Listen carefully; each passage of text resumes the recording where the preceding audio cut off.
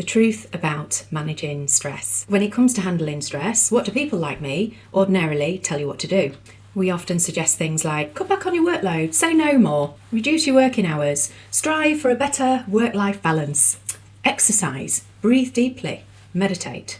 Now, whilst exercise and deep breathing, meditation are actually scientifically proven to be helpful, they're only part of your stress management maintenance system. They're not actually a cure.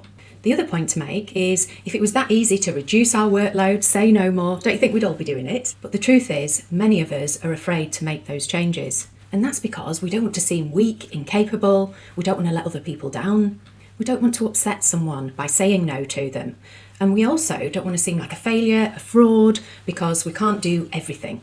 That's the old imposter syndrome stuff coming in again. So if it's fear that's preventing us from making those changes, where does that fear come from? Well, up to 99% of it comes from our autopilot, which is our unconscious mind, which means that we're only in charge of our actions between 1 and at best 5% of the time, which is why change can be challenging, because often the changes that we want to make are out of conscious awareness. So what can we do about it? Well, the key is to change our autopilot. Now, the traditional route is to practice a new habit behaviour many times until that behaviour then becomes automatic. On average, it takes 66 occasions of practice before that occurs. Now, I've trained in many disciplines over the years. When I originally trained as a coach 20 years ago, so I'm an NLPer, hypnotherapist, EFTer, and it has nothing to do with those approaches. So the technique I've been using for the last 10 years literally takes 7 minutes in order to start updating that autopilot. And it's my go-to method when it comes to helping the executives that I work. Now, once you collapse those stress triggers that are contained within your autopilot, what you find is that your behaviour just changes automatically, which would make sense, right? Because it's your autopilot. And what this enables the person to do is to slot right back into that context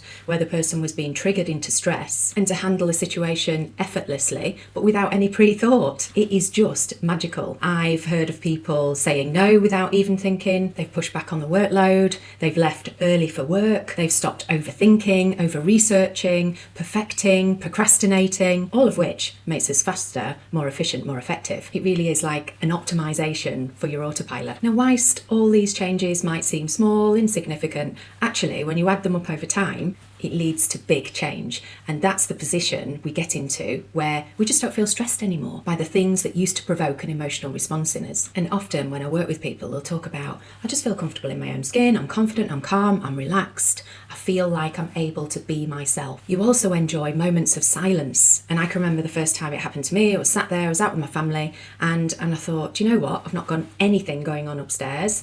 I'm not even thinking about work. I was just able to be present and relaxed with my family. And the best part is you don't have to spend months and months in counselling, therapy, coaching. You can upgrade your autopilot in a matter of weeks. Now, I'm going to continue this conversation in a free masterclass where I'll explain how you too can change your autopilot for good. No more having to manage stress. And I'll share the exact strategy I've been using with my executives over the last 10 years so that you can understand how you can do it too. See the link below to join. I'm Estelle Reed, executive coach, best-selling author and speaker. Remember to follow for more tips and resources like this.